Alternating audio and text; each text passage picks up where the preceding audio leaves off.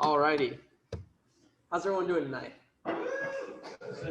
Good to see you all. My name's Braden Bispeng. I am a new programmer. I've only been working at my full-time job for 9 months now. I work at Champaign-Urbana Media. I'm an Angular developer, and I'm from Morton, Illinois, the pumpkin capital of the world.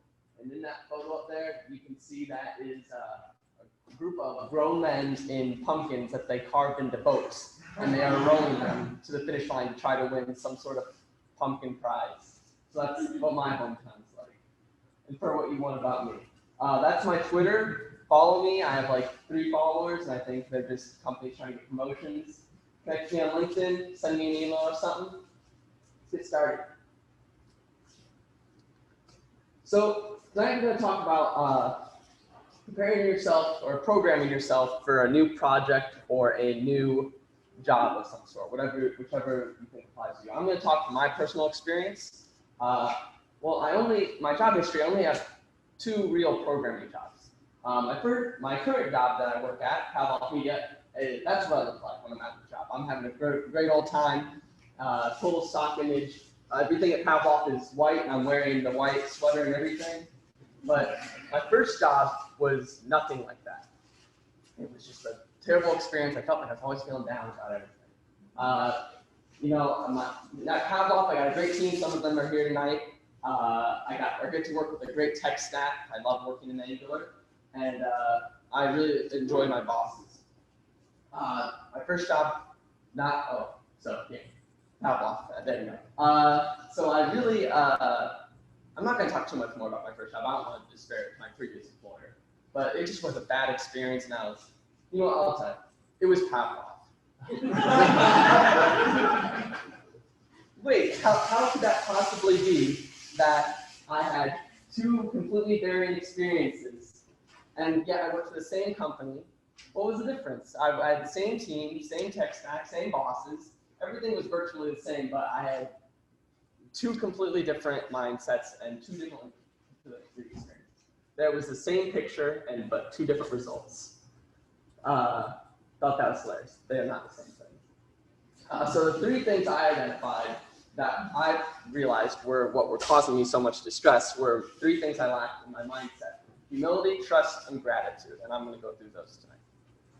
Humility. So the first thing I realized is when I was an intern at Pavlov, I did not have enough humility.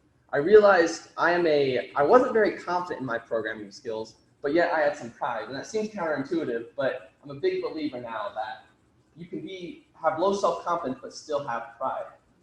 I remember sitting at my desk, and I would get stuck on these programming problems, and I really was stressing about them, and I wanted to ask my coworkers, but I didn't want to get proven wrong or feel like I was asking them a stupid question. And I think that's pretty normal to feel embarrassed, but I realized that was a source of pride. I was too prideful to ask my coworkers for help on a simple problem. And it would turn out that the type of bugs I would run into are bugs that were so mindless that they were hilarious. They solved them in 30 seconds, and I just should have asked them in the first place instead of wasting an hour. Or they were problems that genuinely were bugs and that I needed my coworkers' assistance on. And so when I was working on those things, that would have been something that I should have brought to my coworkers' attention. So in the end, my pride was holding me back in that way. This is a great quote by a great man. Sucking at something is the first step to becoming sort of good at something. And that is something I learned through that experience, is that by running through all these troubles and by actually admitting that I was sucking at programming, I've been able to become a competent programmer. Second thing that I struggled with at my internship was trust. When I was sitting at my desk, it always felt like to me like I had this weight of my responsibilities and the weight of my coworkers or the team I was working on, the project I was working with, my boss, and the deadlines felt like they were weighing on top of me. And so it felt like I had a bunch of people angry at me, and that my coworkers were like working against me and all this sort of stuff. But that wasn't the case at all. I just didn't show enough trust in my coworkers. In reality, when I would go to my coworkers, they were more than happy to help me. We're on the same team. Of course we're gonna be working together. They want me to succeed. So something else that I was lacking trust in is I was lacking trust in the company. I felt like I had all these preconceptions of what I thought I should be working on. I would be assigned tasks, and they would lead me to that. I would say, why am I working on this task? This task is more important at the time. And this seems like a very obscure quote. I should explain this. So, does anyone know what episode of SpongeBob this is from? So, in this episode, Squidward is trying to make a fancy restaurant, and so he tells SpongeBob to dump everything in his brain except for fine dining and breathing. And so because of that, he turns the restaurant into a very fancy restaurant. He says, it's as if all he knows is fine dining and breathing. So so in a way, that was what that's the mentality I've taken. Is I don't need to worry about all these external things that come from superiors or from coworkers or from the company. I just need to work on what my job is, what I've been assigned to do, and trust my boss and my coworkers that that's what's best for the company. So I came up with that, reminded me of this analogy. Treat your boss like an external library. You don't need to know everything about your boss to trust them. You just need to know that it doesn't have any bugs, but you need to know that it's a trusted library, so maybe get that through rapport with your coworkers and stuff like that. But in the end, you don't need to go through all the code. You don't need to go through all their mindsets. You just need to use it. You just need to trust the library. Don't trust all libraries. Don't trust all libraries. Last thing I lacked was gratitude. Gratitude led to frustration that comes like this. I was not enjoying the fact that I was a programmer. I saw it as a chore as opposed to the really enjoyable job that we have as a web developer. We are making the internet. It is a fun job. Something that causes frustration is I do not see non-core competency work as real work. Answering emails seemed like a waste of time. I felt like I should be programming as opposed to spending time on emails or spending time communicating with coworkers, spending time, whatever it is, anything that was beyond what I consider to be my core competency. But it is real work. It's important. This stuff is important as programmers. This stuff needs to get done. My dad spends almost his entire job just answering emails, so it's very important.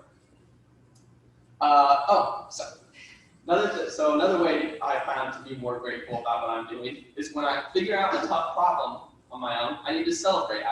When I was an intern, I would be so frustrated with myself after finally solving a problem. But that is a point of celebration when we should reward ourselves mentally for that behavior. If you figure out that it's something you should have known, well then you just got it.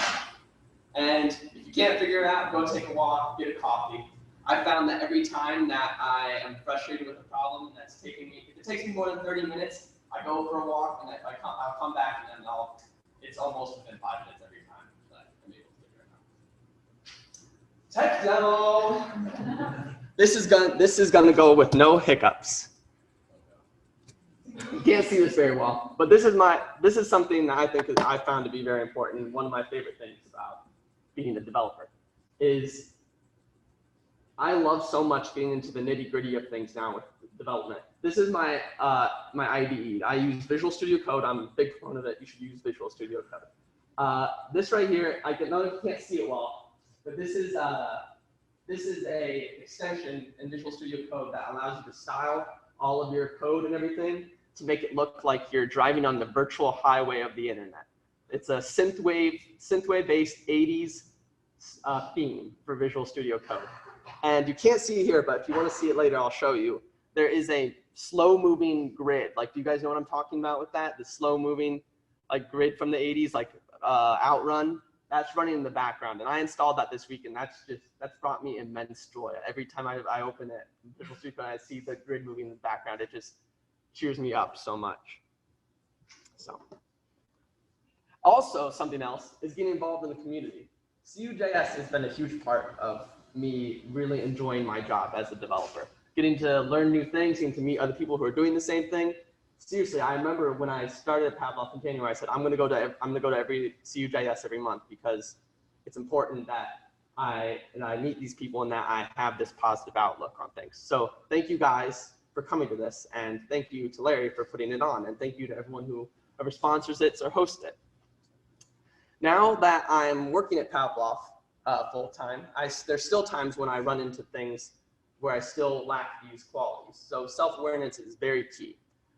So whenever I get frustrated, whenever I start to figure frustrated because I can't figure something out, that usually means to me that I need to figure out how to become more humble.